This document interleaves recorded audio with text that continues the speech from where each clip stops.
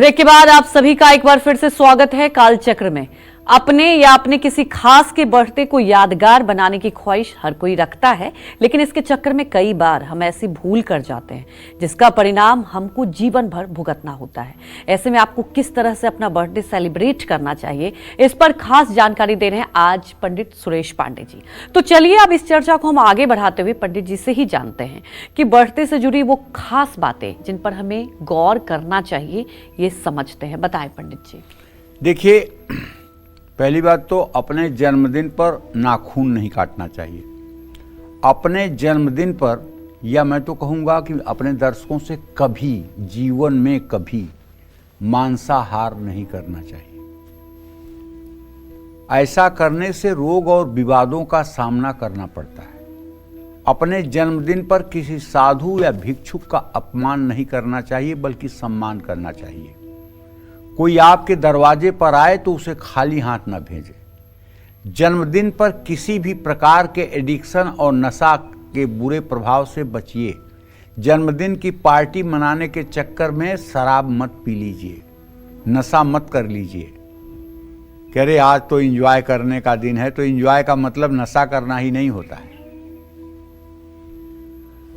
और जन्मदिन पर किसी से भी लड़ाई झगड़ा न करिए।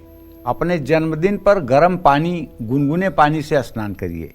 अपने जन्मदिन पर पानी में थोड़ा सा गंगा जल मिलाकर स्नान करिए। अपने जन्मदिन पर वो जो मोमबत्ती आप बुझाते हैं ना, ये बुझाना बंद कर दीजिए। निश्चित रूप से अगर आप मेरा कहना मानेंगे तो आपके जीवन में एक सकारात्मक परिवर्तन आएगा, क्योंकि जब हमारा चिंतन बदलता है तभी हमारा जीवन बदलता है। बाहरी उपायों से अगर आप कहें कि जीवन बदल जाए तो नहीं बदलता है। जब हमारी सोच बदलती है, जब हमारा दृष्टिकोण बदलता है, जब हमारा चिंतन बदलता है, तब जीवन बदलता है। इस बात को बहुत अच्छे से समझ लेना चाहिए। जय मां विंध्यवासिनी। तब जान लेते हैं सिंह राशि का राशिफल कैसा रहेगा आज का इनका पूरा दिन। चलिए, सिंह राशि के जातकों को बताना चाहूंगा कि आपके तृतीय भाव में चंद्रमा, चतुर्थ में बुध, पंचम में सूर्य और छठे भाव में शुक्र और सातवें भाव में शनि, एक क्रम से सारे ग्रह बैठे हुए हैं। तो पैसों से जुड़ी कानूनी मामलों में आपको सफलता मिल जाएगी समय पर, लेकिन काम पूरा आप नहीं कर पाएंगे। आपके अपने ही आपसे संतुष्ट नहीं दिखेंगे। भागदौड़ और जिम्मेदारियों के कारण सेहत पर असर पड़ेगा। किसी की बातों में ना आए। गाय को रोटी और गुड़ खिलाएं। शुभ अंक आपके लिए 4 है। शुभ रंग आपके लिए लाल है। जय मां विंध्यवासिनी। अब जान लेते हैं कन्या राशि का राशिफल कैसा रहेगा आज का इनका पूरा दिन।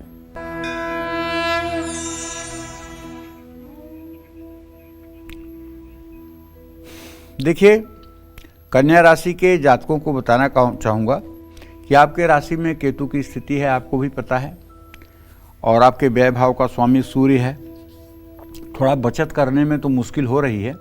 सभी आपसे प्रभावित होंगे, सफलता भी आपको मिलेगी, प्यार और मेल जोल बढ़ेगा। आज सेहत का साथ मिलेगा। दूसरों पर हावी होने की कोशिश न करें। किसी भूखे व्यक्ति को भोजन कराएं। शुभ अंक आपके लिए 3 है। शुभ रंग आपके लिए गुलाबी है। जय मां विंध्यवासिनी। तो कालचक्र के दर्शकों को एक बार मैं फिर से बता दूं कि 31 दिसंबर से कालचक्र देखना आप ना भूलें, क्योंकि आपके लिए बेहद खास जानकारी होगी उस खास प्रोग्राम में। साल बदलते ही क्या बदलेगी आपकी तकदीर? साल बदलते ही क्या बदलेंगे आपके सितारे? कालचक्र में जानिए मेरी जुबानी 2025 की भविष्यवाणी। 31 दिसंबर से लगातार सुबह 8:50 पर। तो आजकल बढ़ते पर रात 12 बजे केक काटना, कॉकटेल पार्टी करना, लाउड म्यूजिक बजाना फैशन सा बन गया है। और इस तरह से किया गया बर्थडे सेलिब्रेशन हमारे फ्यूचर पर क्या असर डालता है, इसके बारे में पंडित जी से ही जानते हैं। पंडित जी बताएं। देखिए, रात 12 बजे से 3 बजे के बीच का समय जो है निशीथ काल माना जाता है। आजकल ज़्यादातर लोग रात 12 बजे यानी निशीत काल में जन्मदिन या सालगिरह मनाना शुरू कर रहे हैं। ये ट्रेंड ज़्यादा नहीं, 10-5 साल से चला है, जबकि इसे हमारे शास्त्रों में प्रेतकाल कहा गया है। शास्त्रों के अनुसार रात 12 बजे से 3 बजे के बीच में निगेटिव एनर्जी ज़्यादा होती है और बुरी शक्तियां प्रभावित करती हैं। रात 12 बजे से 3 बजे के बीच जन्मदिन या सालगिरह का केक काटने से हमारे जीवन पर बुरी शक्तियों का प्रभाव बढ़ने लगता है। लोग जन्मदिन की पार्टी में मदिरा और मांस का सेवन करते हैं।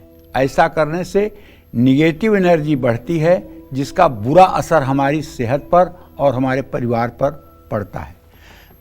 निगेटिव एनर्जी बढ़ने से हमारा सौभाग्य दुर्भाग्य में बदल जाता है। साल के कुछ दिनों को छोड़ करके, जैसे दीपावली, नवरात्रि, जन्माष्टमी, शिवरात्रि पर निशीत काल या महानिशीत काल बनकर शुभ प्रभाव देता है, लेकिन अन्य समय में मध्य रात्रि दोषी ही मानी जाती है। जय मां विंध्यवासिनी।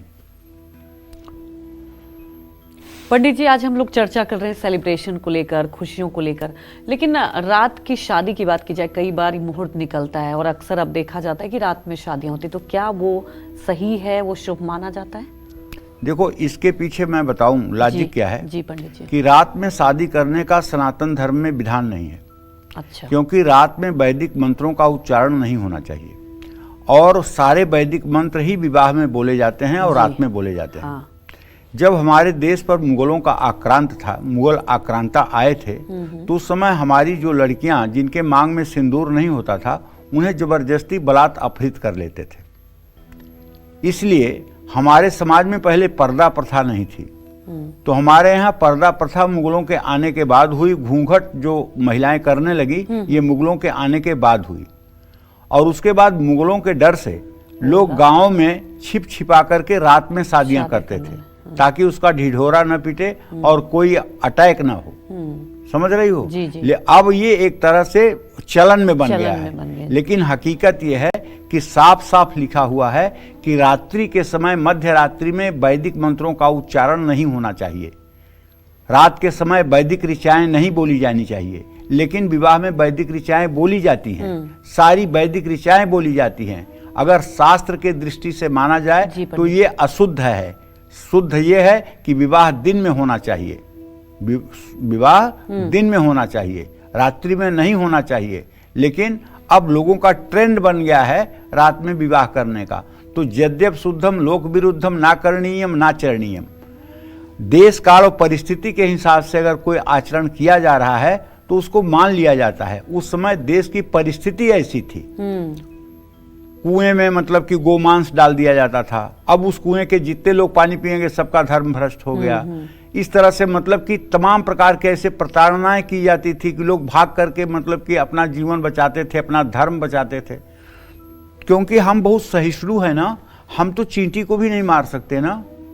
चींटी भी अगर पैर से दब जाए तो राम राम राम राम कहते हैं ना। जी जी। तो फिर हम हिंसा कैसे कर सकते हैं? तो ऐसे में ये आपने सही प्रश्न पूछा है, लेकिन रात में विवाह करने का हमारा शास्त्र नहीं कहता है इजाजत। लेकिन चूंकि समाज में एक बात बन गई है, इसलिए लग्न का विचार करके, शुभ लग्न का विचार करके और विवाह कर लिया जाता है। लेकिन पंडित जी, आज मुझे लगता है, मुझे भी ये जानकारी नहीं थी और इसलिए मेरे जहन में ये सवाल उठ रहे थे। लेकिन मुझे लगता है आज दर्शकों के लिए बहुत महत्वपूर्ण जानकारी आपने दी, क्योंकि अगर विवाह की बात की जाए बहुत बड़ा सहयोग मिलता है, क्योंकि आपकी पूरी लाइफ डिपेंड होती है।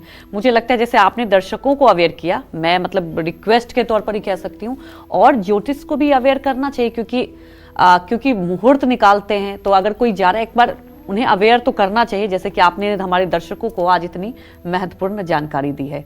नहीं, देखो ऐसा है, मैं आपको बता रहा हूं,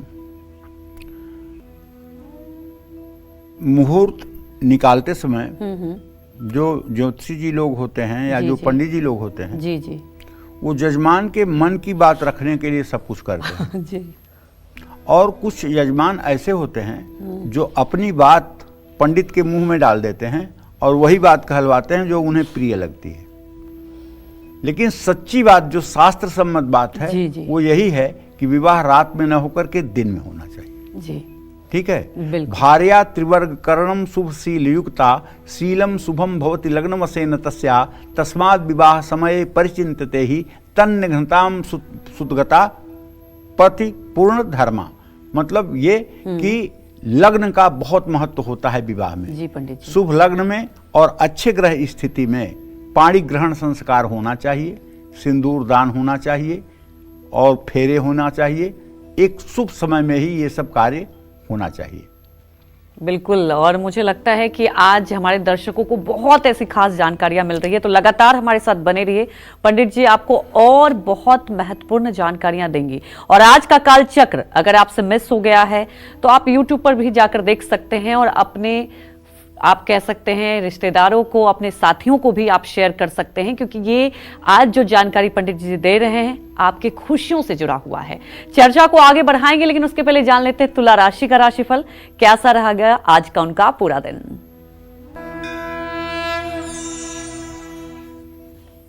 देखिए, तुला राशि के जातकों को बताना चाहूंगा कि आप परिवार की सलाह लेकर अगर कोई काम करेंगे तो इससे आपकी आर्थिक स्थिति सुधरेगी। सकारात्मक सोचें और अपने काम पर ध्यान दें। दोस्तों या रिश्तेदारों से मुलाकात हो सकती है। ईर्ष्या और द्वेष से प्रभावित न हों। दूसरों की आलोचना में समय बर्बाद न करें। हनुमान जी को बेसन के लड्डू चढ़ाएं। शुभ अंक आपके लिए 8 है। शुभ रंग आपके लिए सफेद है। जय मां विंध्यवासिनी।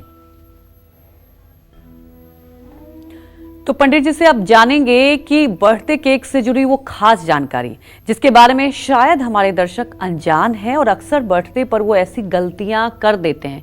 क्या है बर्थडे केक से जुड़ी वो खास जानकारी, ये जान लेते हैं पंडित जी से। बताएं पंडित जी। देखो, अपने जन्मदिन पर अगर आप केक काटना चाहते हैं तो रात होने से पहले ही आप केक काट लें, सूर्योदय से सूर्यास्त के बीच में। केक पर मोमबत्ती आप लगाना चाहें तो लगा लें, लेकिन उसको बुझाएं नहीं अपने मुंह से। केक पर अपना नाम लिखवाएं, क्योंकि आपका नाम आपके यश को देता है, लेकिन नाम को काटें नहीं। केक पर नाम लिखा होता है जिसे हम खुद ही चाकू से काटते हैं और खा भी लेते हैं। कितना गलत है, सोच के देखिए। इसलिए नाम किसी ऐसे चीज पे लिखवाएं जिसको उखाड़ करके केक से अलग कर दें और तब आप केक काटें। अगर नाम पर आप चाकू चला रहे हैं तो मतलब आप अपने भविष्य पर चाकू चला रहे हैं, ये विश्वास करिए। वैसे आपकी जो मर्जी हो वो करिएगा, मैं तो केवल आग्रह कर सकता हूं, क्योंकि पश्चिमी सभ्यता बहुत बुरी तरह से हम लोगों के जीवन को प्रभावित कर रही है। रही बात मांस मदिरा के लिए जो मैं मना करता हूं, या कोई भी साधु संत, कोई भी महात्मा मना करता है, उसके पीछे कारण है कि जब कलयुग आया था तो राजा परीक्षित से उसने 5 स्थान मांगे थे। एक तो मांस खाने वाले के ऊपर, एक मदिरा पीने वाले के ऊपर, एक जुआ खेलने वाले के ऊपर, एक व्यभिचार करने वाले के ऊपर और एक सोना चोरी करने वाले के ऊपर। ये 5 जगहों पे कलयुग ने अपना वास माना था। तो जो मांस खाएगा, मदिरा का सेवन करेगा, जो जुआ खेलेगा, जो व्यभिचार करेगा और जो चोरी करेगा, उसको कलयुग कहीं न कहीं से दुखी करेगा और कलयुग सताएगा, जीवन को नष्ट भ्रष्ट करेगा। इसमें कोई दो राय नहीं है। इसीलिए मैं सब अपने दर्शकों से कहता हूं कि इन 5 बुराइयों से आप अपने को सदा सर्वदा से बचा लीजिए। जय मां विंध्यवासिनी।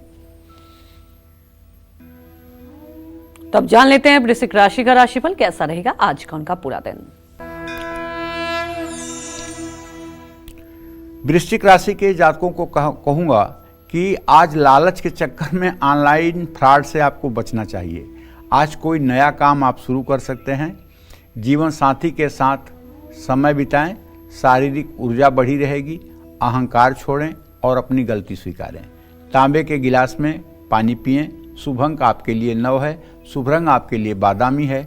जय मां विंध्यवासिनी। धनु, मकर, कुंभ और मीन राशि वालों की किस्मत आज कैसी रहने वाले हैं और कौन से उपाय इनकी हर उलझन को सुलझा सकते हैं, ये सब बताएंगे पंडित जी आपको। लेकिन एक छोटे से ब्रेक के बाद आप बने रहिए हमारे साथ और देखते रहिए काल चक्र।